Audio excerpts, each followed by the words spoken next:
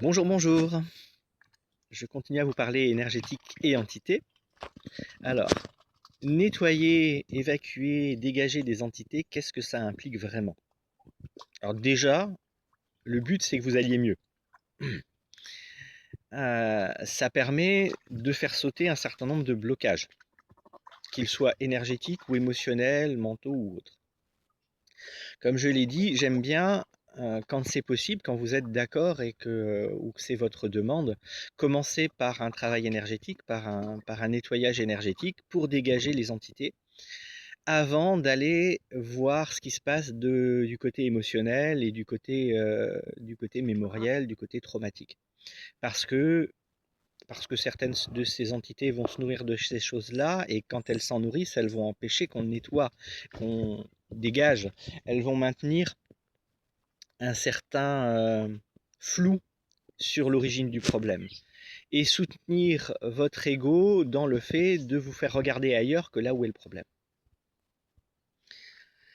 Il y a aussi le fait que parfois, si on a été parasité par une entité qui influe sur notre personnalité, sur notre façon de ressentir les choses, qu'on se sentait plus soi, eh bien parfois quand on enlève l'entité, eh bien pendant quelques jours, on peut se sentir encore plus bizarre parce que du coup, on a encore de nouveau perdu ce qui nous définissait.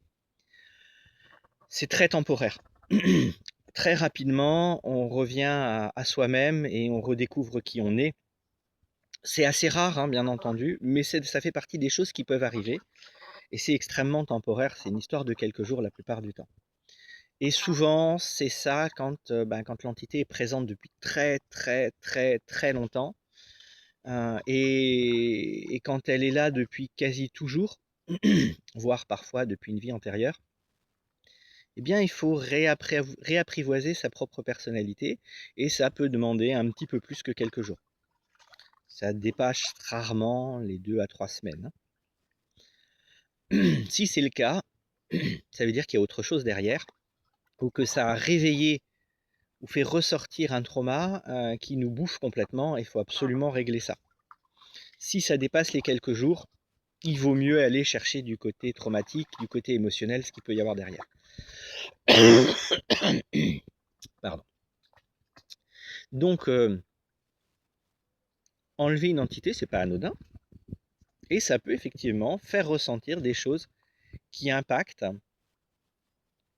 notre perception de notre propre personnalité, de notre réalité. C'est à peu près tout. Et comme je le dis, ça reste quelque chose d'assez rare. J'ai pas eu beaucoup de cas de ce genre. Il faut savoir que ça existe. Et il ne faut pas avoir peur de les enlever, au contraire. Il vaut mieux, s'il y a bien une peur à avoir, c'est de pas être soi. Mais bon, encore une fois, la peur ne sert à rien, sinon à nourrir et attirer des choses de ce genre-là. Donc, ça n'a pas de sens non plus. L'important, c'est d'apprendre à ne plus avoir peur, ou à faire en sorte que ces peurs redeviennent ce qu'elles devraient être, de la méfiance, de l'inquiétude dans les cas de danger potentiel, mais c'est tout. J'arrête là-dessus, je pense que j'ai fait un petit peu le tour sur les entités. S'il y a autre chose ou s'il y a des questions, je reviendrai sur le sujet. À bientôt, ciao ciao.